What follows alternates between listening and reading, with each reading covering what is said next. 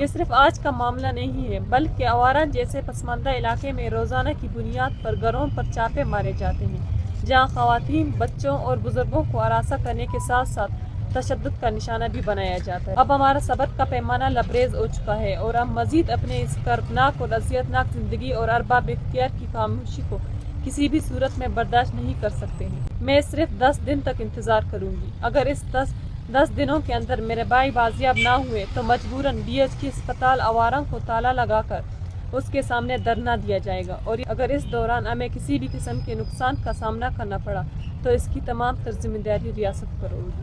اگر حکومت کی جانب سے یہی خاموشی برقرار رہی تو ڈاکٹر عبدالحی کی اہل خانہ کی طرف سے سخت رد عمل سامنے آئے گا۔ معزز صحافی حضرات، جیسا کہ آپ سب جانتے ہیں کہ بلوچستان طویل عرصے سے غیر آئینی اقدامات، جبری گمشدگیوں اور ظلم و بربریت کی زنجیروں میں جکڑا ہوا ہے۔ روزانہ تعلیمی اداروں، دفاتر، کلینکس اور گھروں کی چادر و چار دیواری کی حرمت پامال کرتے ہوئے نوجوانوں کی جبری طور پر حراست میں لے کر نامعلوم مقام پر منتقل کیا جا رہا ہے۔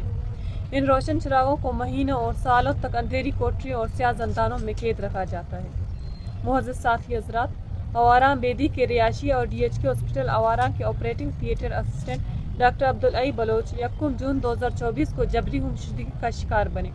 انہیں FC اور ریاستی خفیہ ایجنسیوں نے ان کے کلینک آواران لندھڑا سے آنکھوں پر پٹی باندھ کر بندوق کے زور پر اور زبردستی اپنے ساتھ لے گئے، اور اس دن سے آج تک عبدالحی بلوچ لاپتہ ہیں اور ہمیں ان کی کوئی خیر خبر نہیں دی جا رہی۔ معزز صحافی حضرات، یہ صرف آج کا معاملہ نہیں ہے بلکہ آواران جیسے پسماندہ علاقے میں روزانہ کی بنیاد پر گھروں پر چاپے مارے جاتے ہیں، جہاں خواتین، بچوں اور بزرگوں کو ہراساں کرنے کے ساتھ ساتھ تشدد کا نشانہ بھی بنایا جاتا ہے، اور ان کے پیاروں کو ان کے آنکھوں کے سامنے جبراً اٹھا کر غائب کیا جاتا ہے۔